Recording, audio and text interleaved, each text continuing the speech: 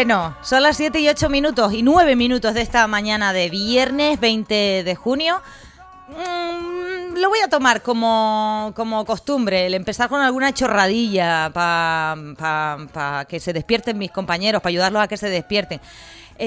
Andrés Martinón, buenos días. Buenos días, Erika. Y Valentín Ollanet, buenos días. Buenos días, Erika, buenos días a todos. Preparaos. Andrés enseguida abre los ojos como platos, como diciendo, a ver qué me va a preguntar esta tía. Ayer subí un TikTok preguntándole a la gente que cuáles eran, que me dijeran que yo estoy totalmente dispuesta a manifestar cosas buenas en lo que me queda de año, que ya se nos va el año, chacho, ya estamos en prácticamente julio. Total, claro. No, espérate, que enseguida estás en Navidad. Primero septiembre, los que sean padres lo van a pasar muy bien y luego ya Navidad. Bueno, que te decía que subí al TikTok preguntándole a la gente porque viene la noche más mágica del año. A ver, fuego, mar, aquí, o por lo menos aquí en Canarias, para mí la noche de San Juan, las hogueras están como muy ligadas a eso, a fuego, a mar, a la hoguerita, a la sardina. Y les preguntaba si a la gente qué rituales tenían o tradiciones en San Juan que dieran buena suerte, que se lleven las cosillas malas y estas cosas. ¿Tú tienes alguna o tú pasas de todo, Andrés? Yo paso casi de todo. Yo me acuerdo de cuando era pequeño, viene en una mochila un tío que ver, dale un toquito al micro. No sé, ¿aquí? Ahí. Sí. Cuando era pequeño, debía estar en cuarto, en quinto, viene una mochila que alguien puso, yo paso de todo menos de curso. Y me gustó me gustó esa frase y me he quedado toda la vida. No la volví a ver, pero bueno, yo paso de casi todo. No, a ver, esa noche es una noche bonita, como dices tú, es el inicio del verano, es una Déjame decir que aquí en Lanzarote solo es festivo, que yo sepa, en Tías y Aría. No es festivo en Arrecife, que Valentín ayer estaba creído de que era festivo en Arrecife. No, ¿Sabes por qué? Porque el año pasado fue, otros años sí. Es que no. ¿Y por qué el año pasado sí? Porque son cuando no es como no es la festividad, evidentemente no es el patrón, que es San Ginés. Depende de cómo han caído los festivos. Si en algún sábado o domingo y queda perdido, pues se puede guardar. Y yo creo que, me acuerdo que hasta Eva de Anta lo hizo y yo creo que se hizo el año pasado también. Y este año debe ser que se agotaron todos los festivos y cayeron. Creo que esa es un poco... Es que estaba confundido porque, por ejemplo, en Las Palmas sí que... Pero Las Palmas yo creo que es patrón.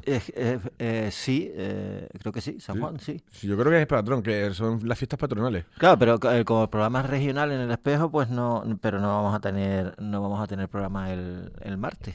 Bueno, uno que te quita. Uno que me quita. Claro, pero te quitas el de más tarde. Sí, claro, yo empiezo. Tienes que madrugar igual, chico. Sí. Y claro, por eso pensé, digo, bueno, si en El Espejo hay días de fiesta, seguro que también aquí, pero no me acordaba que efectivamente depende un poco de cómo caiga el tema. ¿Rituales? No, rápidamente. El ritual no, pero... ¿O tradiciones? Así en la noche, eso de, no sé si, lo de ir a las hogueras y tal, he ido... Cuando era pequeño he ido más con mis hijos, los he llevado yo más que me llevaron a mí. Lo que sí es cierto, el día siguiente, la festividad de San Juan, sí la recuerdo como día de playa, día eso de, como el primer día de playa. Y es verdad, porque cada vez, incluso los que nos visitan, sobre todo los peninsulares, a veces cuando vienen a vivir aquí aprovechan las playas más, van a la playa continuamente, claro. En octubre, en noviembre, en diciembre, en enero. Y el Canario, yo recuerdo antes era como... Ahora entrabas como en un periodo de no ir a la playa. Y San Juan ya abría un poco el fuego y además recuerdo cómo, y nunca mejor dicho, abría el fuego. En el sentido de que recuerdo cuando ibas a clases y tal, ya junio en Canarias ya empieza a hacer el calorcito, ya volvías a casa y ya te apetecía ir a la playa. Y eso sí lo recuerdo, lo de comer en la playa, que no era una cosa muy de mi familia, pero ahí sí se hacía, me acuerdo algunos días, una juntada familiar y ir a la playa y pasar un día de playa. Aquí en Arrecife van a ser el asadero de sardinas. Yo no sé, en otros municipios sí que es verdad que me lo pierdo. Como es la fiesta grande en Aría, o sea, quiero decir, para ellos San Juan es muy importante, pues entiendo que también harán cosas. Lo que pasa es que Aría siempre suele ser como más familiar. A mí me da pena no poder ir a todo. Ya veré dónde caigo, pero en alguna hoguera me arrimo. Tú no sé, Valentín, si tienes algún Yo me enamoré por estas fechas hace mucho tiempo. ¡Ah, sí! Sí. Y bueno, ¡Qué claro, bonito! como Andrés, ¿no? Con mis hijos es cuando más...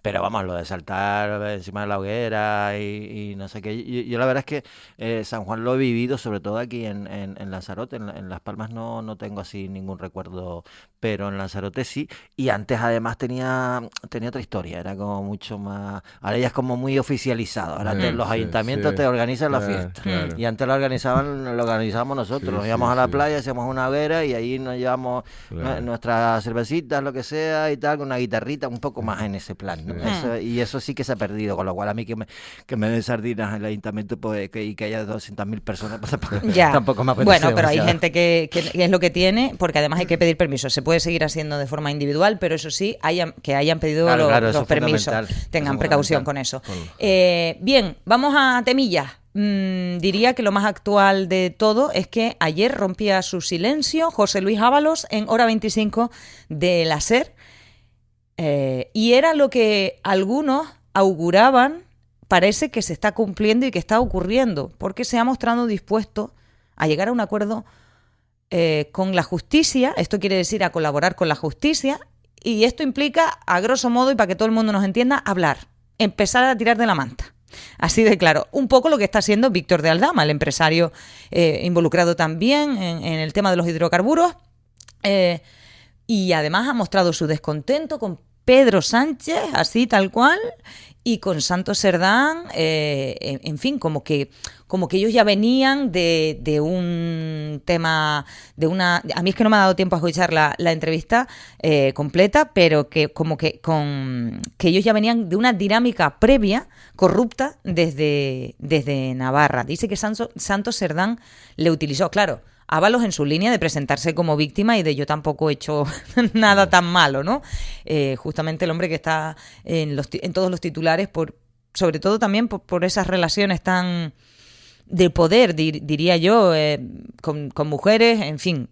¿Qué les parece todo lo que estamos conociendo? Porque son informaciones tras informaciones tras informaciones. Sí, bueno, yo brevemente, yo creo que yo he sido muy escéptico en el sentido de que creo que Pedro Sánchez va a tirar para adelante, pero ya con el giro que dio con Santos Cerdán ya era demasiado, ya es niveles de corrupción muy altos y clásicos, ¿no? Con mordidas, construcción, obra pública y reconocida por el gobierno y por Pedro Sánchez. Ábalos encima, que si el pendrive que he cogido con la amiga, no sé qué, ya cada vez parece que todo va a estar más cercano a la figura de Pedro Sánchez, y yo no sé si lo correcto sería ya, yo creo que irse antes de que salga, aunque luego va a salir cuando empiezan, como dice, a tirar de la manta, empieza a salir información, empiezan como a la red de escuchas, ¿no? y de conversaciones telefónicas y de WhatsApp son mayores, y yo creo que ya cada día es un paso más para llegar a la línea de flotación de Pedro Sánchez. Y Ábalos puede hablar mucho, Ábalos pero puede decir muchísimo. ahora estamos hablando de defensa, que es parece un poco no sé si es el objetivo, ¿no?, de Pedro Sánchez, del gobierno en este caso, o del Partido Socialista, mejor dicho, hablar de defensa. Es curioso porque Sánchez ha dicho, no vamos a llegar al 5% en defensa, en una misiva dirigida a la OTAN. Casa Real le ha dicho que todos los países tienen que llegar al 5%, incluido España. Bueno, yo creo que también este anuncio de Sánchez pretende abrir un nuevo frente de debate en el país, ¿no? Ahora nos dedicamos a hablar del gasto en defensa y dejamos a un lado todo el tema de la corrupción. Yo creo que aquí se mete también una cortina de humo. En cuanto a lo de Ábalos, yo personalmente no me creo absolutamente nada de lo que dijo ayer en la entrevista de la serie de su papel de víctima. O sea, que le engañaron Santos Cerdán y le engañó Koldo.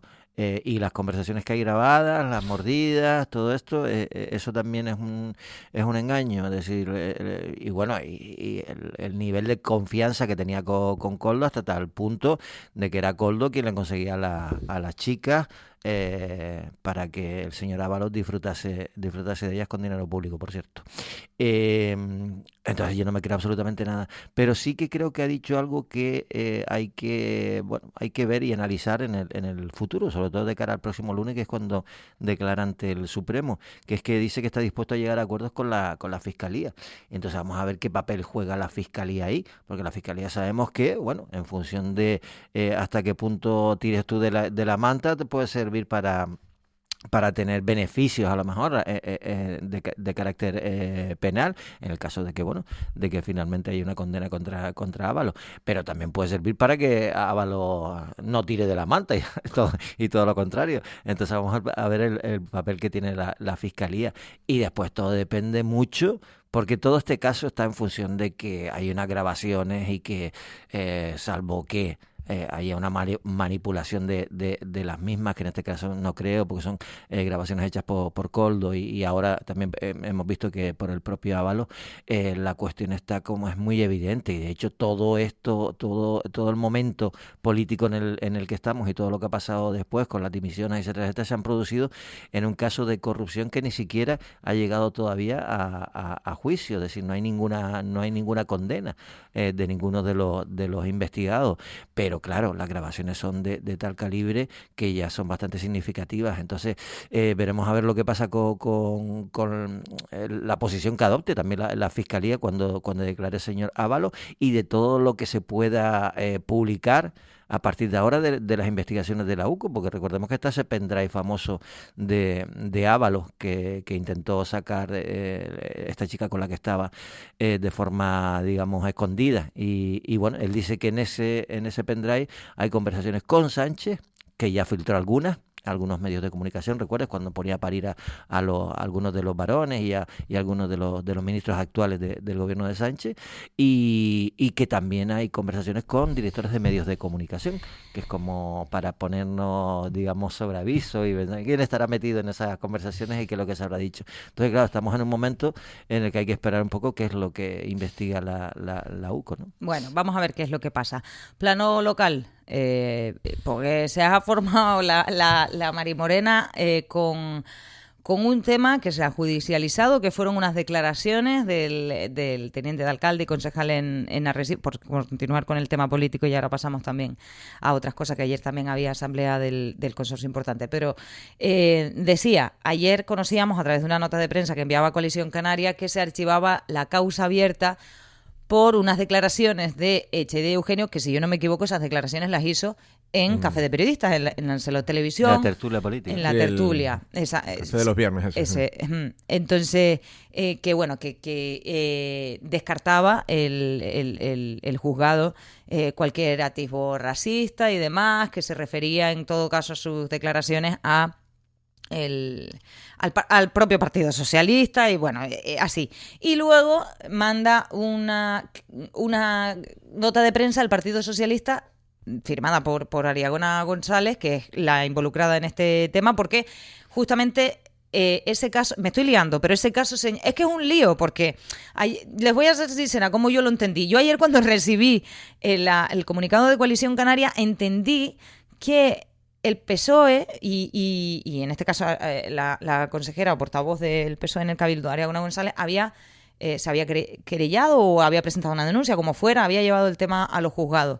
No fue así, y eso es lo que ha querido aclarar el Partido Socialista, que fue el propio Echeide Eugenio quien llevó al juzgado el asunto y no encontró ningún indicio racista en las declaraciones de Eugenio. Claro, ¿qué pasa? Que González lo que lamenta es que, y considera que Eugenio ha utilizado pues este asunto, primero que lo ha judicializado él, y segundo que lo ha utilizado como para manipular o algo así en la opinión. No sé qué les parece esto. Bueno, yo creo que lo recuerdo bastante bien, bastante claro. Además, no estaba Ariagona en el otro lado del debate, era Benjamín. El debate se calentó entre Benjamín y... ¿Fue así? Yo creo que fue el día de Benjamín. Yo creo recordar unas declaraciones, y además las he visto, las he estado repasando.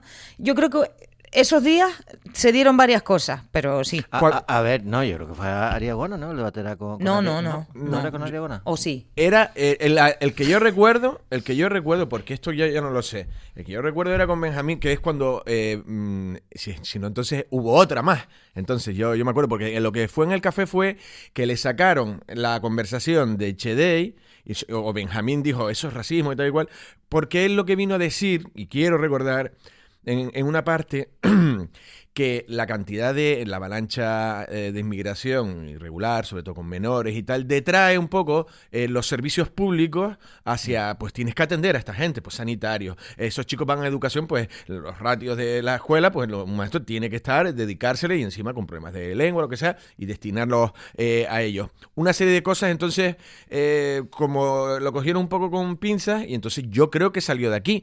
Yo creo que ese fue el problema. Yo no sé si volvió a haber... Yo creo recordar eso de los centros educativos y los centros de salud.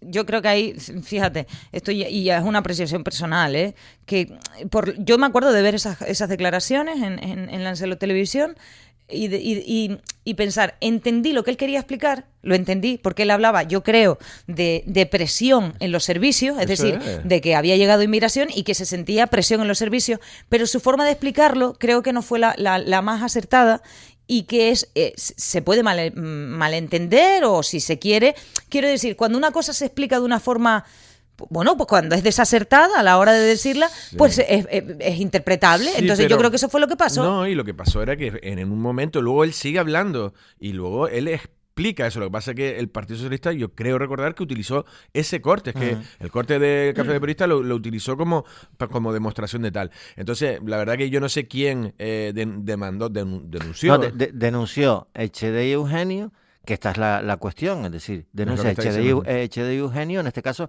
Ariagona González, porque fue la que posteriormente utilizaría ese corte de ese debate con difamación y por llamarlo racista. Y lo llamó racista. Entonces es Echedey Eugenio quien denuncia a Ariagona González. Lo que pasa es que lo que nos descolocó a todos, nosotros ayer lo hablamos aquí, no en antena, pero vamos, lo hablamos también antes de Café de Periodista, lo que nos descoloca es que quien saca la nota de prensa primero, imagino que para que no la saque el Partido Socialista primero, es Echedey Eugenio, y entonces nos daba la sensación de que, bueno, que él en ese comunicado lo que estaba era, diciéndole a todo el mundo que había ganado la sentencia, y la sentencia del juicio. El juicio, la demanda la presenta Echedey Eugenio, pero lo que hace el juzgado es sobreseír la denuncia de Echedey Eugenio, es decir, porque no cree que haya ningún tipo de insultos ni difamación por llamarle en este caso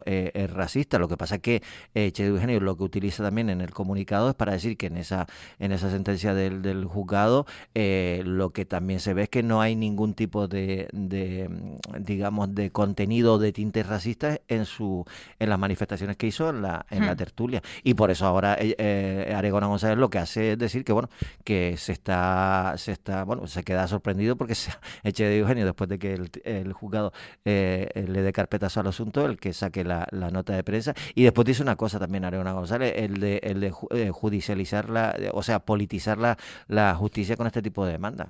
No sabrán ellos. Al revés. No, judicializar la política. Eso, perdón. Bueno, sí, nos entendemos. Sí, en realidad y en realidad está dando un poco igual últimamente, porque no sabemos qué es lo que...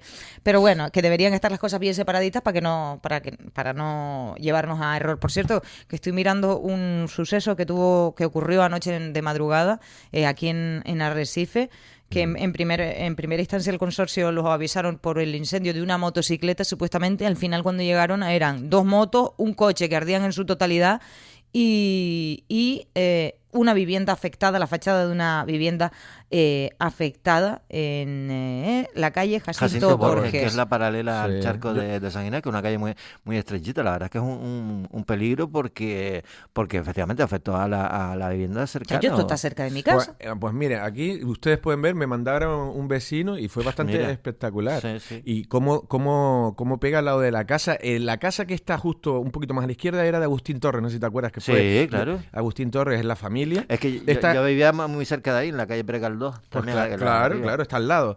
Sí, casi paralela, casi no, por arriba, ¿no? Exacto. Y fíjate cómo la casa está pegado el incendio. No, espérate, que te mandaron la foto con el fuego. Es un vídeo. Sí, porque me la mandan fuentes no revelables.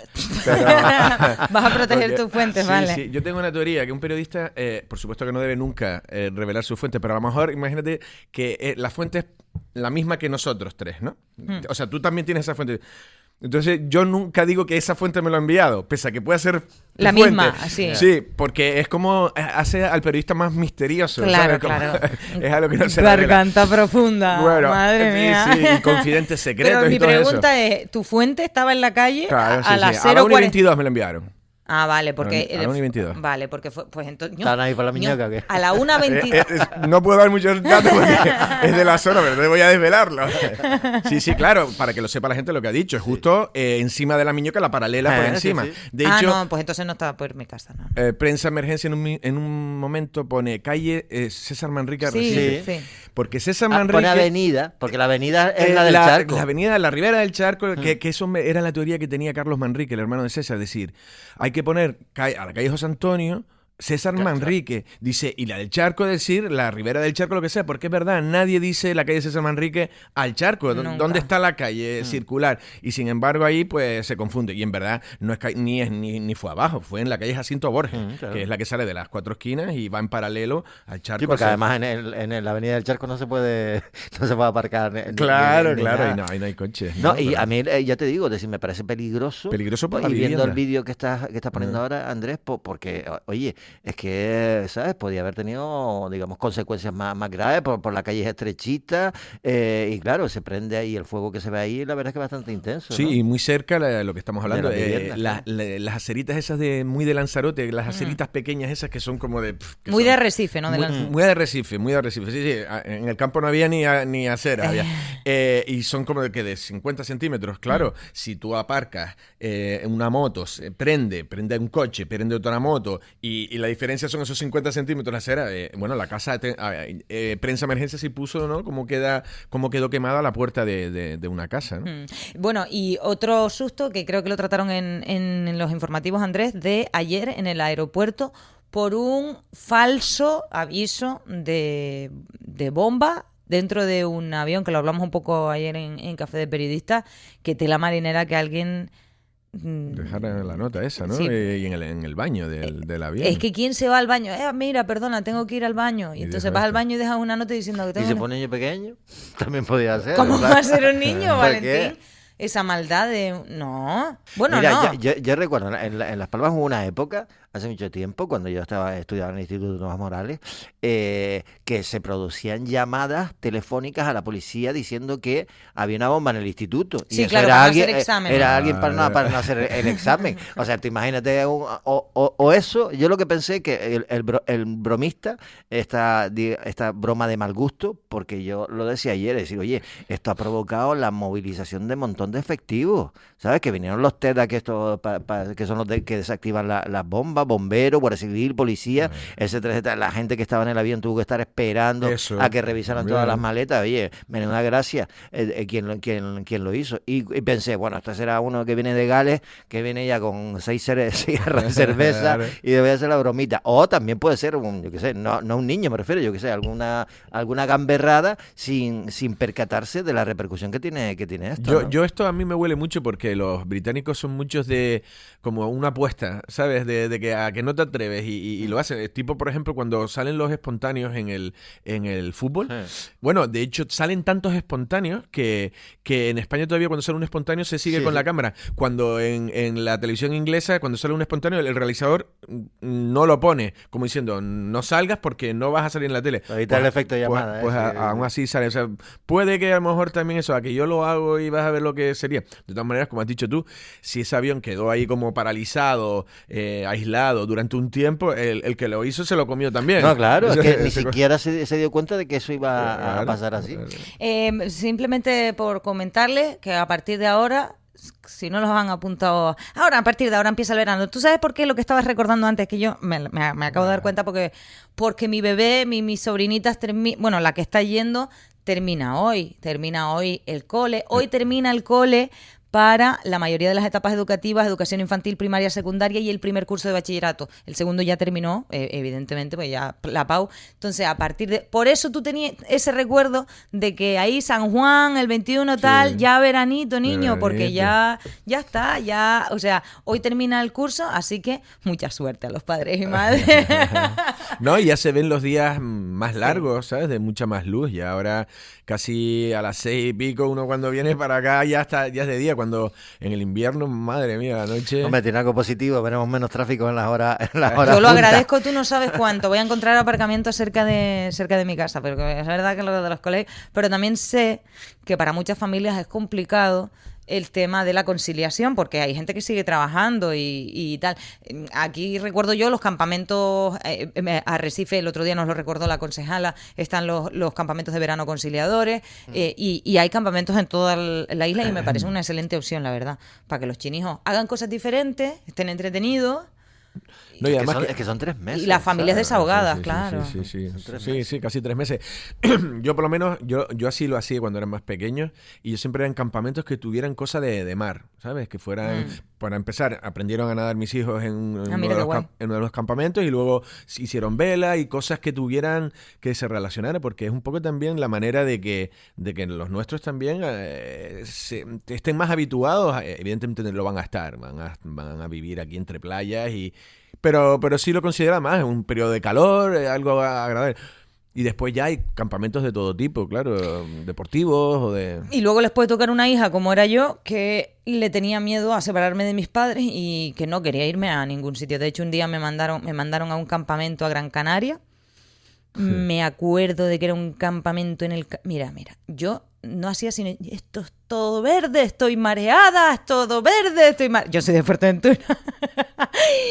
Y los monitores se enfadaron conmigo, pero porque no entendían mi rechazo al verde y yo acostumbrada a tierra seca yo me estaba agobiando allí, me corté con no sé qué. Mira, un desastre. A mí los campamentos, malas experiencias. Oigan, ayer asamblea del consorcio llegaron las alegaciones de Canal Gestión y el presidente del Cabildo y del consorcio, Osvaldo Betancourt, aclaró una vez más, en referencia a esa solicitud, ¿no?, de tener las alegaciones y demás, que los servicios jurídicos del consorcio son para todos los consorciados, incluyendo los ayuntamientos, aunque ellos tengan sus propios servicios jurídicos, esos son para asuntos, digamos, para que nos entendamos, del ayuntamiento. Pero que no se mostrara desconfianza a los servicios jurídicos del consorcio, porque al fin y al cabo son de todos. No sé si nos puedes hablar más de los temas, Andrés, Valentín, que se hayan enterado de lo tratado ayer. Valentín, además, yo vi esas declaraciones de Osvaldo Betancourt, también era un poco previo, luego se retrasó y ya con el cierre del informativo ya no pude saber mucho más, pero lo que él venía a decir es como para evitar desconfianzas y lo que está viendo, ausencias de alcaldes o no, y al final yo creo que Osvaldo Betancourt quiere demostrar que vamos que hay que ir todos en una misma línea y sin ir contracorriente. Algunos de los ayuntamientos contracorriente. Yo me imagino que ahora se está jugando mucho porque Canal Gestión jugará fuerte, son rescatar eso o no, rescindir el contrato, pues va a haber, como se dice, sí, peticiones de demandas y de indemnizaciones y demás, y yo me imagino que quiere que la cosa esté bien clara, digo yo, bien unida. Hombre, yo creo que aquí lo fundamental es con quién estamos nosotros, ¿no? Me refiero a Lanzarote en general y a todos los ciudadanos. ¿Con quién estamos? ¿Con Canal Gestión o con el Consorcio del Agua, que es el propietario del agua? ¿Tenemos cortes o no tenemos cortes? ¿El servicio que ha prestado Canal Gestión es malo o no es malo? Es decir, pues ahora mismo estamos en un proceso que va a ser judicial, probablemente va a terminar en los tribunales, porque Canal Gestión va a querer que se le paguen las inversiones que ha hecho. El consorcio va a pedir que se le indemnice también por todas las pérdidas que ha habido y los cortes de agua, o porque no se hayan hecho determinadas inversiones. Entonces estamos en ese proceso y yo creo que sí que es verdad, es decir, partir de la idea de que, oye, igual que se votó de forma unánime para que iniciara el procedimiento de resolución del contrato con Canal Gestión, e igual que, porque yo estuve en esa asamblea, pues yo colaboro con comunicación del consorcio, igual que cuando recibieron ese día en la asamblea el burofax, todos los alcaldes, advirtiendo Canal Gestión de que si se aprobaba iniciar el procedimiento para romper el contrato con Canal Gestión, podrían estar sometidos, digamos, a los tribunales, etcétera, etcétera. Todos los miembros del consorcio, lo que hizo ese Burofax es al contrario, es decir, ninguno se acojonó. Todos dijeron, sí, pues encima nos están aquí de alguna forma amenazando. Pues lo aprobaron. Entonces, esa es la actitud. Y efectivamente, el consorcio tiene unos servicios jurídicos y el Cabildo, y tiene un servicio técnico. Entonces, oye, que tengan toda la confianza de todos los demás alcaldes. Pero es que, mira, le dieron la información sobre las alegaciones que la estaban pidiendo por activa y por pasiva a muchos alcaldes, que después, a ver, claro que las tienen que tener los consorciados porque son dueños del agua. Lo que pasa es que quien tiene que responder a las alegaciones, quien tiene que hacer el informe, son los servicios jurídicos del consorcio. O lo va a hacer los servicios jurídicos de Aría o de San Bartolomé, no, porque ni siquiera tienen incluso personal. Mientras que en el consorcio, si todo el mundo confía en que se va a hacer de esa manera, pues lo lógico es que se mantenga cierta cautela, ¿no? Y digo que se dieron las alegaciones a todos los alcaldes el día 12 y después ya estaban saliendo los medios de comunicación, por ejemplo, ¿no? Las alegaciones de Canal Gestión. Y bueno, pues nada, ayer lo que se hizo fue darlas a conocer, que ya las tenían, como digo, desde el día 12 a todos los alcaldes, y después se dio un informe que no está completo, y que se centra fundamentalmente en el aspecto jurídico. No es que se diera, sino que se les notificó, digamos, los puntos esenciales del informe jurídico que hay para responder no solo a las alegaciones, sino para reiterar, digamos, aquellos incumplimientos graves de Canal Gestión en relación con ese contrato. Que hay incumplimiento que no es grave, es gravísimo. Es decir, usted se comprometió a que iba a reducir las pérdidas al 30%, y estamos en el 50%, y en algunos años se ha duplicado esas pérdidas. Y usted se comprometió a invertir 54,4 millones en unas obras que estaban delimitadas. No es que, porque Canal Gestión dice, no, nosotros ya hemos invertido 61 millones, pero los han invertido en cosas que no estaban en el contrato, en algunas. Entonces, en las que estaban en el contrato no se invirtieron. Entre ellas una cosa tan esencial como es un plan de detección de fugas del agua. Es decir, si no sabes dónde se pierde agua, ¿cómo vas a renovar las tuberías? Entonces yo creo que, y precisamente porque se pierde tanta agua, es por lo que no han tenido beneficios económicos, porque si pierdes menos agua, produces menos agua, porque toda la que produce llega al consumidor, al agricultor, etcétera, etcétera. Y después con lo de las tarifas del agua, efectivamente no se ha subido, y efectivamente tienen sentencias que le da la razón a Canal Gestión, pero quien autoriza la subida de las tarifas es un organismo que depende del gobierno de Canarias, que se llama la Comisión de Precios de Canarias, y la Comisión de Precios de Canarias le dice, oiga, usted no puede subir las tarifas cuando está perdiendo tanta agua. Yo creo que es más o menos sencillo en ese aspecto, ¿no? Pero estamos ante un coloso de las empresas públicas, ¿no? Que es Canal Isabel II, que tiene pues bueno, pues un poderoso bufete de abogados, y que bueno, y que van a dar la batalla ante un cabildo que tiene los medios que tiene, ¿no? Yo lo que lo comentabas antes, que y lo dice también Osvaldo, que no hay que hacer política con esto. Algo vino a decir así, y yo creo que es eso. Es decir, si además hay que recordarlo, el Partido Socialista tuvo una guerra pero enconada con Canal Gestión, y basta porque ahora no estén ellos y está Osvaldo Betancourt, parece que no le quieren dar ni una a Osvaldo, cuando en verdad el demonio, el rival, el opositor era Canal Gestión.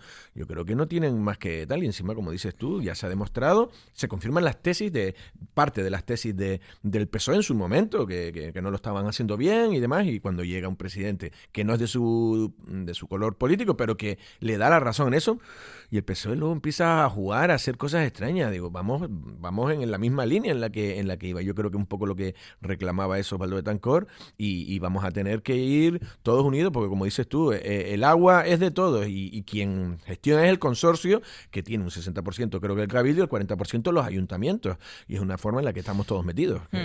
Bueno, vamos a cambiar de asunto para el que yo creo que más preocupa a la ciudadanía. Tiene mucho que decir la Asociación de Empresarios Constructores y Promotores de la provincia de Las Palmas en referencia a varios asuntos. Vivienda, principalmente, hemos conocido esta semana y hay distintas valoraciones en referencia a que se pueda utilizar finalmente la Reserva de Inversiones Canarias, la famosa RIC, que estaba contemplada dentro del régimen económico y fiscal de Canarias, para el tema de la vivienda asequible, para la construcción de vivienda asequible. Además, este jueves han tenido asamblea general esta asociación y nosotros estamos con su presidenta, María de la Salud Gil. Muy buenos días. Hola, buenos días. Bueno, digamos que ya en la asamblea general ustedes tenían previsto hablar de emergencia habitacional, de todo esto, pero sin duda, por actualidad, yo sí le preguntaría por la valoración que hacen ustedes de esta aprobación en el Congreso para que se pueda utilizar la RIC en este sentido, y si cree, porque creo que esta es la duda que tenemos todos, ¿usted cree que esto de facto va a ayudar a promover vivienda?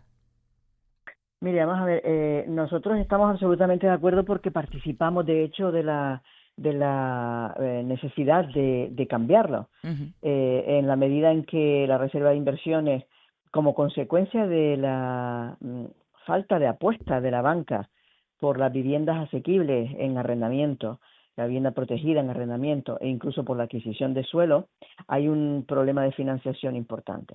Uh-huh.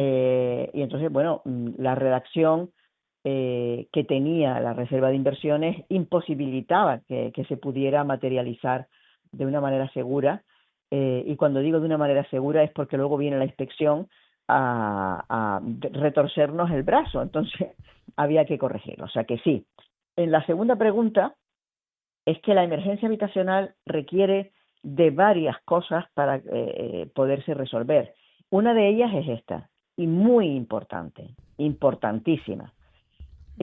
Pero no necesariamente la única. En la emergencia habitacional y nosotros ayer decíamos que de no resolverse la escalada de precios, porque hay que pensar que la escalada de precios a quien primero afecta es a nosotros, en la medida que nuestros costes de producción están haciendo imposible que nosotros podamos hacer viviendas para la ciudadanía. Uh-huh. Entonces, en ese sentido, hay un problema con el marco regulatorio. En Canarias el marco regulatorio, el marco normativo se está resolviendo, afortunadamente, con 2 decretos leyes.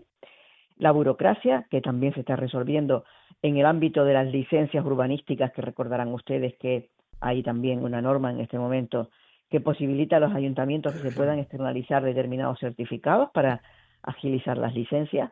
Uh-huh. Y luego hay un problema. Nosotros estamos proponiendo que el Plan Canario de Vivienda que caduca este año se prorrogue, porque si nos ponemos a hacer un nuevo plan, vamos a estar 2 años esperando por un nuevo plan, con todo el procedimiento que tiene que llevar.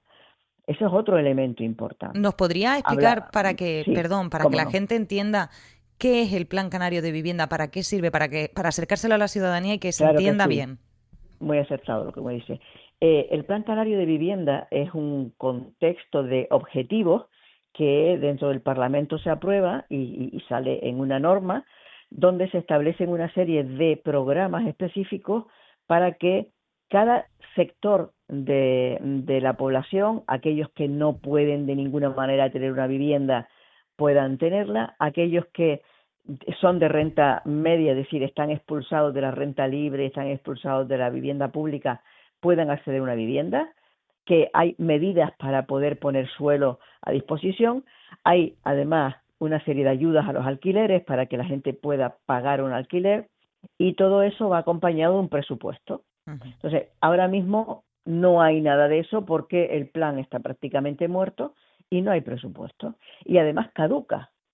Entonces, lo que el gobierno debería hacer en su puesto de normalidad es hacer un nuevo plan, un nuevo contexto, y no debería, a nuestro juicio. ¿Por qué? Porque el plan que está en este momento en vigor fue consensuado por todas las fuerzas políticas, se aprobó por unanimidad en el Parlamento y tiene exactamente los ejes necesarios para poder resolver el problema de la vivienda. Con lo cual, lo práctico es que se prorrogue y que se dote de presupuesto. Pero es que yo decía, perdóneme solo un segundito, sí, claro, para que los ciudadanos también entiendan por qué la vivienda es cara, además de los costes de producción. El 25% del precio de la vivienda durante su construcción son impuestos, que se repiten en todos los procesos de la construcción. Y durante la acumulación de la vida de la vivienda, un 40% son impuestos. Eso da que pensar que también ahí se pueden hacer muchas cosas para poder reducir el precio. Y luego hablamos de otras cosas para darle la oportunidad de No, preguntar. es que yo quiero ponerle unas declaraciones que hacía justamente ayer Pablo Rodríguez, consejero de Obras Públicas, Vivienda del Gobierno de Canarias, en referencia al plan de vivienda, justamente al plan canario de vivienda. Vamos a intentar tener un nuevo Plan Canario de Vivienda aprobado antes de final de año. De hecho, el Instituto Canario de la Vivienda, su director, don Antonio Ortega, está avanzando de manera importante en los trabajos técnicos para dar cobertura al nuevo periodo del Plan Canario de Vivienda. La idea es que antes de final de año lo podamos trasladar al Parlamento de Canarias esos trabajos y, por tanto, eso se pueda aprobar y, por tanto, tener... no prorrogar el actual Plan Canario, sino tener la posibilidad de un nuevo plan que sea ambicioso, pero también realista, porque creo que lo que no tiene cabida es generar un plan que te dice que en el papel que van a construir miles de viviendas y luego no poder hacerlas. Creo que es más importante ser realistas ante las posibilidades y necesidades que existen en Canarias, y eso es lo que vamos a hacer y lo que vamos a trasladar al Parlamento antes de final de año. No sé qué le parece. Bueno, a ver, es que hay un matiz importante en lo que dice el consejero.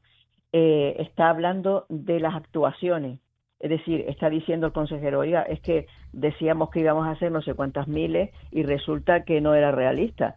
Si lo que va a cambiar es adecuar el plan que tiene a la realidad en relación al número de viviendas, bien, pero si tenemos en cuenta que el plan anterior eran 6.000 viviendas y que tenemos un déficit de 7.000 viviendas al año, bueno, ahí a lo mejor el consejero y yo deberíamos debatir. Quiero decir que, a ver, está muy claro, y eso lo quiero dejar muy claro, que este consejero se ha implicado absolutamente de cabeza en poder resolver el problema de la vivienda, y que ha dado una serie de pasos que son muy, muy importantes, como los que acababa yo de decir antes, la RIC, por ejemplo, el tema de la normativa, el marco normativo, lo de las licencias, todas estas cosas las ha decidido él con su gobierno, ¿no? Con su presidente y con su gobierno. Con lo cual, si está diciendo esto, que yo no lo sabía, que se había propuesto hacerlo antes de final de año,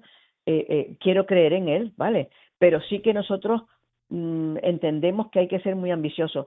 Si él pretende hacer viviendas dentro del Plan Canario de Vivienda, menos viviendas, pero con más posibilidades, pero fuera del plan, que por eso la RIC puede ser importante, se puede hacer vivienda asequible, que no necesariamente tenga que estar dentro del Plan Canario de Vivienda, hombre, pues chapó.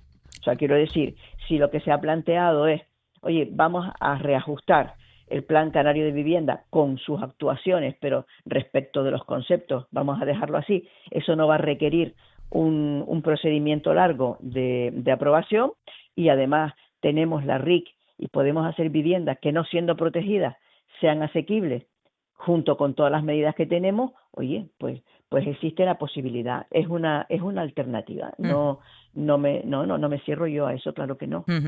Compañeros, Valentín. Sí, María de la Salud, buenos días. Buenos días. Hizo usted ayer unas declaraciones antes de esa asamblea que han llamado mucho la atención, ¿no?, en relación con el tema de la vivienda, que es que la posibilidad de contratar a trabajadores extranjeros, fundamentalmente se hablaba de Chile y Perú, además para la construcción en Canarias, lógicamente, porque no encuentran ustedes trabajadores, y que además a estos trabajadores se les podría alojar en casas prefabricadas. Cuéntenos bien cómo es esto, si es una idea o si lo van a hacer directamente. No es una idea, porque, a ver, otro elemento, hay dos elementos más que están imposibilitando las promociones inmobiliarias y que entran dentro de todas las medidas en la emergencia habitacional y en lo que no es emergencia habitacional, en general en el sector. Y uno es el absentismo, que a medida que baja el número, o sea, la estructura de empresas, puede llegar hasta un 24%.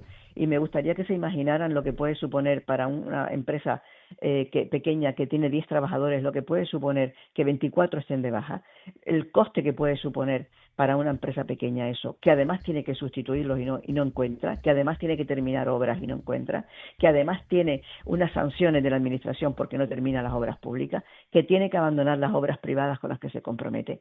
Y después, por otro lado, la escasez, por no decir la casi nula aparición de trabajadores en el sector. no es una posibilidad, es una realidad. En este momento se están intentando tramitar 1.000 expedientes que son 1.000 personas. Ujú. Y además estamos coordinándonos, evidentemente, con la delegación de gobierno para que estos procedimientos, ayudar a nuestras empresas a que estos procedimientos sean muy legales, muy garantistas, que las selecciones en los países de origen se hagan por empresas muy profesionalizadas y que la dignidad de los trabajadores esté garantizada. No son viviendas prefabricadas, no son containers, no son barracones, son viviendas industrializadas, unitarias, es decir, para una sola persona, de 30 metros, cocina, baño, salón, a efectos de poder hacer pues zonas que no pueden ser zonas urbanas y que además son movibles, quiere decir que no son viviendas habituales. Ayer me preguntaba con mucho acierto, además un periodista, hombre, no solucionan el problema de la vivienda aquí, no se trata de solucionar el problema de la vivienda aquí, es un alojamiento que no es permanente, está vinculado al contrato, forma parte en algunas ocasiones del salario o se cobra un alquiler simbólico porque aquí el empresario evidentemente no quiere sacar ninguna rentabilidad.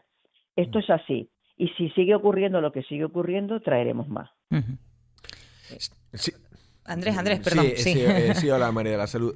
Mi pregunta va un poco porque yo más o menos, para que se haga una idea, yo tengo sobre 50 años, ¿vale? Y entonces cuando yo me incorporé al mercado laboral, había VPOs, pero tampoco había ahora no hay, ahora hay muy poca, pero antes había una poca. Pero los jóvenes que se incorporaban al mercado laboral, sobre todo una pareja que juntaba pues 2 suelditos, daba para viviendas no de VPO, sino eran viviendas, promociones que podías comprar en plano, sobre plano, que podía pues esa pareja por lo mejor hacerse aquellos planes de ahorro y demás. Y había una posibilidad para el joven en la vivienda, pero ahora yo no sé si, y me gustaría, María de la Salud, a ver si me diseñas un poco cómo está la historia. Es decir, una pareja hoy en día que tenga dos salarios sobre los 1.200 y 1.500, ¿qué tipo de vivienda puede comprar? Porque lo que digo, por ejemplo, otro día en Costa Teguí se veía sobre como los típicos carteles esos que te ponen una infografía cómo va a quedar y tal, y ponían casas desde 390.000 euros. Es decir, ya si no es VPO, ya no existe promoción privada que pueda comprar la gente normal, la clase media, o sí existe, o va a existir con estos movimientos. No sé si me he explicado. Bueno, pero perfectamente. Sí. Pero perfectamente. Ha hecho usted un dibujo exacto de la realidad. Mire, yo me compré mi primera vivienda con 18 años. No tengo 50, lamentablemente. Sí, No, sí. mucho más. Yo con un poco más, yo me la Pero, compré con 27, 28, pero bueno. Sí. pero le puedo decir, el escenario era otro. ¿Qué escenario había en aquel momento? Si eran VPO, lo que pasa es que no se le llamaban VPO, ¿vale? Eran viviendas que se hacían desde la perspectiva estatal y con las comunidades autónomas en el momento en que eran comunidades autónomas. Habían una cosa muy importante, que es lo que nosotros estábamos diciendo que el gobierno debería hacer en este caso. El gobierno salía al mercado financiero y decía, señores, necesito acumular, quiero comprar X dinero para miles de viviendas, para X miles de viviendas, pero voy a pagar este interés, pago el interés el que yo digo, una especie de concurso financiero, ¿de acuerdo? Las entidades financieras acudían a esa llamada y decían, vale, pues yo pongo tanto, el otro decía, yo pongo cuánto, el otro digo cuánto. Entonces se hacía un paquete de medidas que se llamaban préstamos cualificados, que era una bolsa de dinero, ¿vale? Había una parte que era para los promotores y otra que era para los adquirentes de esas viviendas. El promotor, cuando compraba el suelo, acudía a ese banco que tenía ese dinero guardado para eso a unos precios más baratos que los del mercado. Y también el que adquiría esa vivienda, en vez de pagar toda la totalidad del interés bancario, el gobierno pagaba la mitad de los intereses de ese adquirente, con lo cual la hipoteca era una hipoteca mucho más asequible. Por eso se podían comprar viviendas en aquel momento, miles de viviendas, y los ciudadanos, cualquier persona de renta media, cualquier persona que trabajara incluso solo en una persona, podía comprar su vivienda. Y eso es lo que no está ocurriendo hoy dentro de los planes. Hay ayudas además directas a la entrada, habían unas ayudas a la entrada y ahora mismo solamente las hay en unos casos muy determinados y muy poca cantidad. Y había una Luego, bonificación también, ¿no? En la declaración de la renta, que ya no existe también, ¿no? Para comprar. efectivamente, había una bonificación en la renta y bueno, eso era lo que promovía que todas esas medidas juntas hicieran posible la producción de vivienda. ¿Qué ha pasado? Que además han ido subiendo los precios. A nosotros nos han subido los precios del acero. Bueno, ahí está Trump, el precio del acero, el precio del aluminio. Está la COVID, que subió los precios una barbaridad. Y tenemos unos costes de producción que han subido un 40%. Hace imposible que nosotros podamos hacer viviendas que los ciudadanos nos puedan comprar. Por eso se dice que en 3-4 años podría haber un colapso del sector inmobiliario. Y el Banco de España dice que, de hecho, podría ser un problema social de extrema magnitud. O sea, fíjese que no estamos hablando de ninguna tontería. La cuestión es que hay que parar esa escalada de precios, porque si no, nosotros tampoco vamos a ser capaces de hacerlo.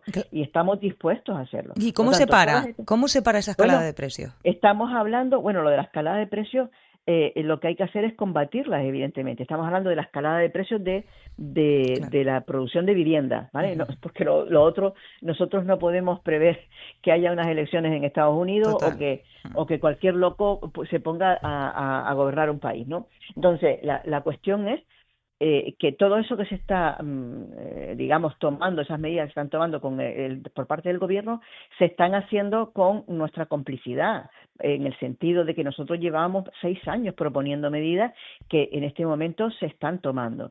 Y está habiendo un cambio porque cuando el gobierno saca un concurso, por ejemplo, de viviendas para adquirirlas en el mercado, los empresarios acuden y ofrecen 4, o sea, multiplican por 4 lo que está ofreciendo el gobierno. Cuando el Instituto Canario de la Vivienda dice que va a sacar una subvención que es escasísima y pone 2 millones y luego añade a 4 para 100 viviendas, nosotros presentamos 400, con lo cual hay posibilidades. Estamos adquiriendo edificios en el mercado para poderlos terminar y que sean puestos a disposición de la ciudadanía en arrendamiento, pero tiene que pasar que el Plan Canario de Vivienda salga, que haya presupuesto, ya está la RIC, ya están las medidas, es decir, hay toda una suerte de medidas conjuntas que hay que ir adoptando. Y se está haciendo, se están adoptando medidas. O sea que, porque ya no tenemos más tiempo, pero podríamos... Porque es que claro, habla de ese colapso, ¿no? Que se podría anticipar en 3 años. Pero, por ejemplo, en el caso de Canarias, ¿podríamos estar hablando de un escenario distinto, más positivo para el alquiler y la compra en 2-3 años o no? Con estas medidas que tenemos ahora y que se están aprobando ahora.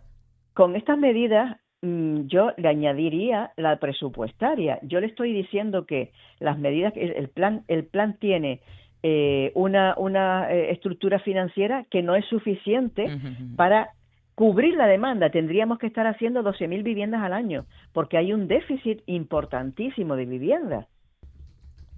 O sea, que estamos más positivos, sí. Más positivos, sí. ¿Resolveremos el problema? No.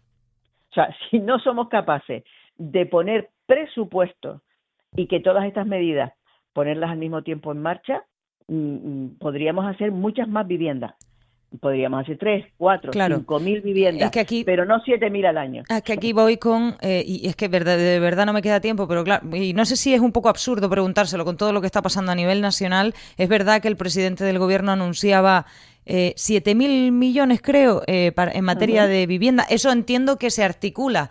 Las comunidades autónomas se encargaban de gestionar el 40%, si yo no me equivoco, y el 60% al Estado, o viceversa. Sí, pero sí, es mucho dinero que vendría, o sea, pero, si es que viene, claro, eso se articula, entiendo, a través del Plan Canario de Vivienda, ¿verdad? Sí, bueno, se supone que sí, porque la verdad que como el presidente del gobierno es bastante imprevisible, se supone que sí, que esos 7.000 millones... ¿Y usted confían en que llegue?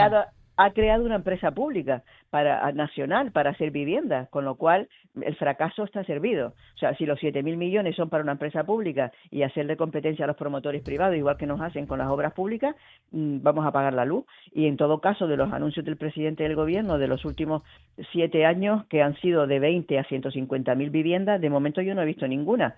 Espero que si son esos 7.000 millones los pone a disposición, por supuesto que haríamos grandes cosas con ellos. Pues con eso nos vamos a quedar y le agradezco la claridad y que nos explique todo esto, porque también hace falta entender una situación tan compleja. También la ciudadanía necesita como mínimo entender lo que está pasando y por qué les está costando tanto encontrar una vivienda. Me voy a quedar con Vale, pero para eso hay que hacer buenas preguntas, como usted. Se lo agradezco. Me voy a quedar, sin embargo, con ese hilo de esperanza que, aunque no salgamos del atolladero así de forma abrupta, ojalá, ¿no? Pero me voy a quedar con esa esperanza de que al menos aquí en Canarias sí que se están tomando las medidas. Veremos si llega esos dineros también del Estado y nos ayudan. María de la Salud Gil, presidenta de la Asociación de Empresarios, Constructores y Promotores de Las Palmas. Muchas gracias por estar con nosotros. Buen día. A ustedes, encantada. Gracias. ¿Te quedó clarito, Andrés? Clarito, sí, pero es muy complejo también. Sí, pero ella se explica bastante bien. No, Salud Gil, sí. Y es fundamental. Para mí era... lo de la RIC está muy bien, lo tiene que hacer el gobierno y todo, pero claro, el siguiente paso es preguntarle a ellos ¿qué les parece? ¿Esto va a ayudar? Esto, de verdad que sabemos que esto es así. La fórmula fácil y sencilla que entendemos todos: no hay vivienda, las que hay más caras. ¿Por qué? Hay mucha demanda. Claro. A más vivienda, menos, o sea, la demanda se reparte mejor entre la oferta y entonces los precios también pueden bajar. Claro, no, y lo que decía, que son muchas medidas que por eso la pregunta mía era, antes había todas medidas eran más favorables y ahora fíjate tú que un sector como la construcción, que tiene una alta demanda, es decir, es el negocio perfecto, es decir, se demanda tanto que lo pondrías, cualquier cosa que va al mercado lo cogerían, pero claro, cuando ves esos carteles, que lo vi el otro día en Costa Teguise y digo, van a hacer aquí una promoción, y era claro, ya ves en la infografía unos chalés adosados y digo, boa, pues ya está, y efectivamente, pues desde 390.000 euros, pues no sé, lo comprarán extranjeros o no sé quién lo comprará, o gente ya mayor, pero una pareja joven, porque tú cuando muchas veces dices, yo quiero acceder a la vivienda. Yo quiero comprarme una casa, es mi sueño, pero no puedo, evidentemente. Imposible, es que imposible. Y no por nada, sino porque también, como yo, supongo que no todos los jóvenes, a que muchas veces, pues yo me considero joven, 33 años, pero aunque ya voy camino de lo otro, ¿no? Pero yo soy una persona que siempre he sido muy conservadora. Yo con mi edad no tengo deudas, no he cogido préstamos, salvo, yo creo que lo más que hice fue una vez financiar el portátil en una tienda, porque me da miedo, ni siquiera un coche. Quiero decir, yo no he cogido préstamos ni me he endeudado a sabiendas de pues lo mal que lo pasaron nuestros padres, de pues familia, que tú los veías como se hipotecaban, cerraban una hipoteca para coger otra más grande. Y así, ¿sabes? Que por ejemplo en mi casa a mí se me enseñó nunca hipoteques tu casa. Afortunadamente nosotros nunca tuvimos que hipotecar la casa en la que vivíamos, mis padres no lo hicieron. Yo he aprendido todo eso, entonces tengo como un sentido conservador de las cosas. Yo cuando lo veo seguro es cuando... pues voy, pero ¿de qué me sirve si me cuesta ahorrar? Me cuesta, porque no llegas, porque las cosas todas suben y los sueldos son los que son. No, y si tú quieres de forma, porque yo hablo hasta con una pareja es complicado. Imagínate una persona sola, que antes, lo que ha dicho María de la Salud, que se compró ella, así lo dijo. Le tenía que haber preguntado con 18 años qué ingresos podría tener, porque... Pues trabajo, Andrés, sí, trabajo, ahorro, yo qué sé. Con 18 años, pero tampoco has podido ahorrar mucho, porque de los 16 tienes 2 años para ahorrar, porque antes es ilegal trabajar, o sea que mucho... Con autorización puede. Con menos de 16 años no se puede. Con menos de 16 no, con menos de 16 no. No se puede. Y claro, tú tienes que... Es decir, ¿qué trabajo tendría? Pues tendría un trabajo, pon tú, de trabajar en, no sé... Con que tengas una nómina. Es que antes se ofrecían unas ciertas garantías, unos ciertos avales y ayudaban. Tu familia te ayudaba con la... Yo compré sobre 100%, a mí me daba el 100% el banco. O sea, es verdad que yo compré en plena burbuja, pero la gente se queja, digo, pero es que pude comprar. Claro. Es que ahora lo tienen muy complicado por todos los lados. En fin, Andrés Martínez, vamos a irnos con una sonrisa, que viene un fin de semana, claro. El solsticio de verano, mañana, que es el día con más luz de todo el año, y después empezamos a bajar poquito a poco. Pero bueno, vienen las tardes buenas del verano. Claro, claro sí. Andrés Martínez, gracias. Venga, Erika, chao.